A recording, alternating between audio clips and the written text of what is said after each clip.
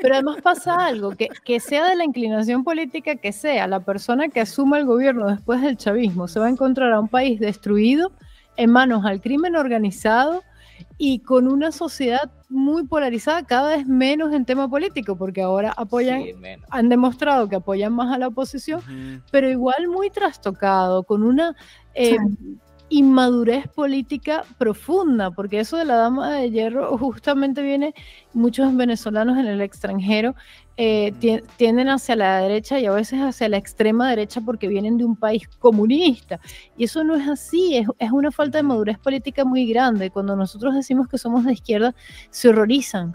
Dicen, pero entonces te mereces el gobierno que tienes. A ver, la izquierda es súper variada, hay una izquierda mucho más moderna que no viola derechos humanos y que es exitosa en economía y no es ni remotamente comunista. Entonces hay un desconocimiento muy grande. El que gobierne ahora, sea de izquierda, de derecha, de centro o lo que sea, le va a ir mal, pero no porque lo haga mal. Por eso decía, yo no creo que María Corina lo fuera a hacer mal, o Edmundo, no, para nada. Pero es que hay que hacer tanto que un periodo de 6 años va a ser bastante insignificante.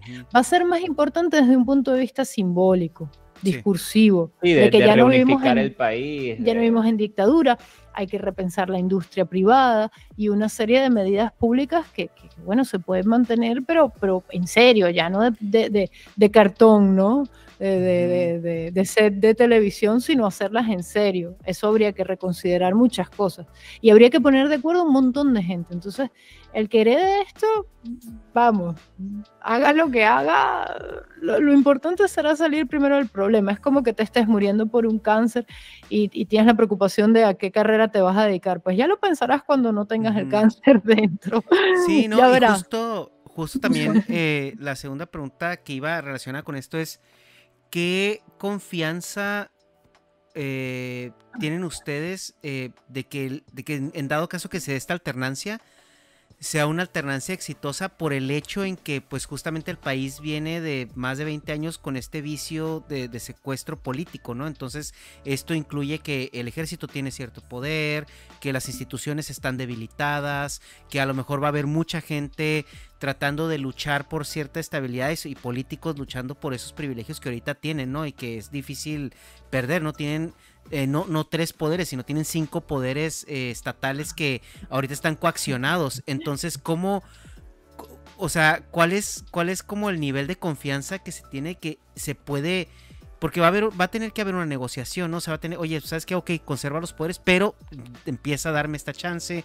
¿Cómo llegar a esos acuerdos? O sea, porque, bueno, negociar con el ejército, pues se sabe que es algo un poco complicado, ¿no? Y más cuando este ejército es el que justamente ha de estar coludido con el crimen y moviendo y habilitando y todo esto, ¿no? Sí, es que a uno le gustaría que hubiese una depuración de jueces, militares, los cargos claves, pero la verdad es que a menos que se vayan corriendo, que se van por cuenta por su propio pie, aquí habrá que sentarse a negociar. Yo ya no veo. Tú no lo ves posible ya. Yo creo que esto, si es que pasa, no estoy diciendo que vaya a pasar y ojalá que sí pase, esto va a implosionar, esto se va a ir a la mierda. Y, o sea, el día que Maduro por alguna razón lo presionen y se vaya, las ratas se irán con él, o sea, no.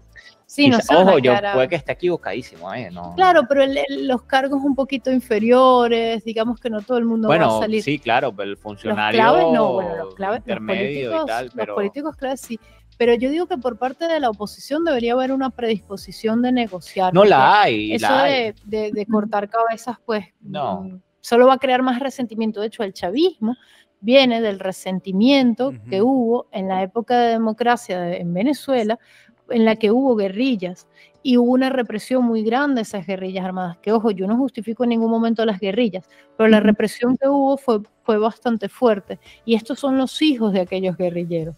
Entonces, sí, los Jorge Rodríguez, Delcy Rodríguez eran hijos de... Por ejemplo, entonces, o nacidos de esa generación, en todo caso, no, a veces no es literal, y no se puede hacer lo mismo, ¿no? Porque luego, ¿qué pasa? En 20, 30 años vamos otra vez. Aquí hay que aprender muchas lecciones muy duras, algunas que son errores de la propia oposición en algunas oportunidades, hay que reconocerlo. Pero yo sí quería añadir una cosa, que es que, o sea, que tú preguntas si, o sea, si esto hay posibilidades de que se dé de una manera, bueno, con cierta armonía. Yo creo que sí, mira, si ocurre un semejante milagro como que estos se bañen, hijos de se tengan que ir, yo creo que o sea, la gente va a estar tan entusiasmada con las posibilidades, que creo que una buena parte del país va a va a remar hacia en el mismo sentido.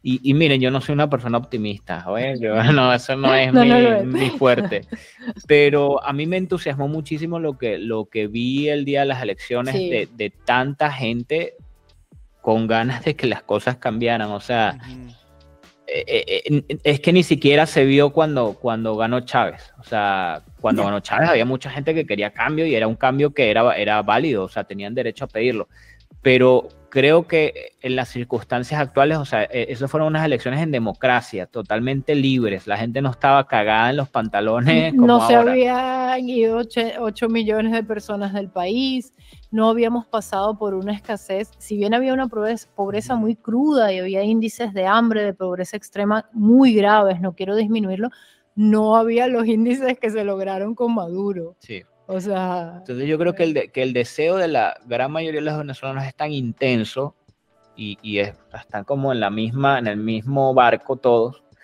que si se da ese cambio, si se da ese milagro, que yo no creo en los milagros, pero bueno, esto sería casi un milagro, pues la gente va a hacer lo posible por remar en la misma dirección y probablemente vuelvan muchos venezolanos con ganas de sacar al país adelante.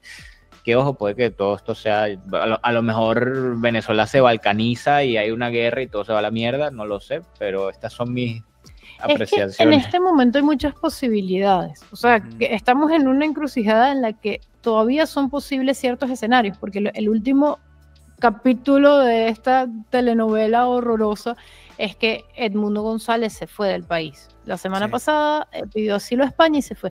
Y muchos lo han visto como una derrota. Como el cierre, ¿no?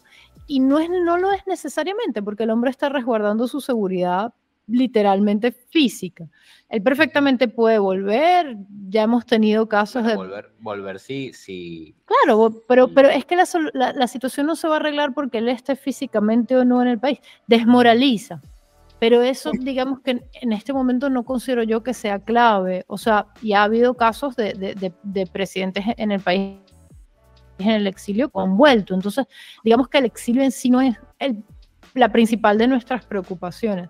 O sea, todavía, o por lo menos no sé si es wishful thinking mío, pero creo que se pudiera solucionar. El problema aquí es qué va a ser esa cosa, ese evento determinante que incline la balanza a favor de la oposición, más allá del apoyo internacional, más allá de que ganamos las elecciones, a todas estas, un montón de gobiernos ya lo reconocen, para que ellos, unos narcotraficantes, entreguen el poder. Esa es la parte, ¿no? El gran signo de interrogación. Pero la misma María Corina lo dijo, quiero pensar que lo dijo porque en realidad ocurre y no como una estrategia meramente política. Hay negociaciones que se dan por debajo de la mesa de las cuales nosotros no estamos al tanto. Y esperemos que así sea. Que sea verdad, que no sea un bluff simplemente para ejercer presión, ¿no? Ustedes emigraron ya cuando Maduro estaba... ¿Qué año, perdón, emigraron ustedes? 2014. Sí, ya estaba Maduro.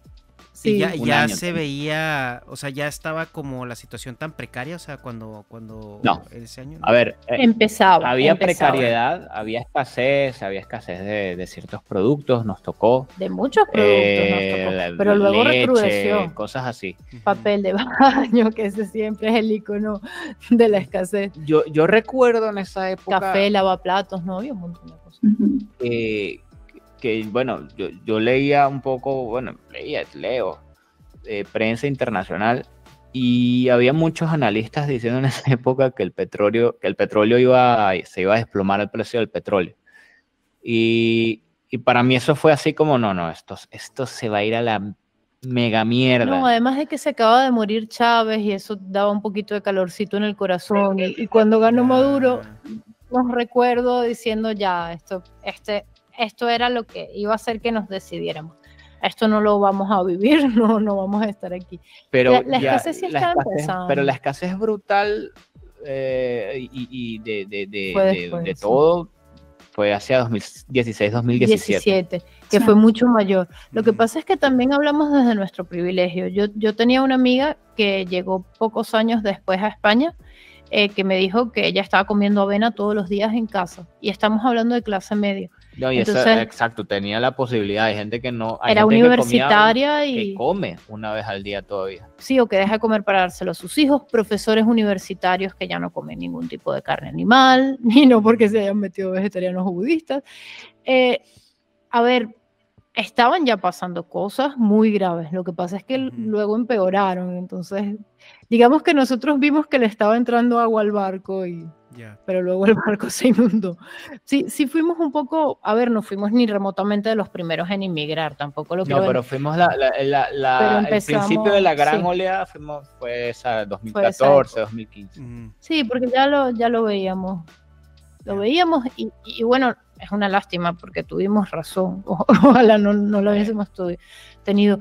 O sea, además hay consecuencias que no son medibles, y esto lo quiero recalcar porque no es solo lo que te mata el crimen organizado, la gente que muere de hambre, también es el que necesita diálisis y no puede, el enfermo de cáncer o de SIDA que no tiene los retrovirales o los medicamentos necesarios, niños que nacen que necesitan incubadoras y los ponen en cajas de cartón.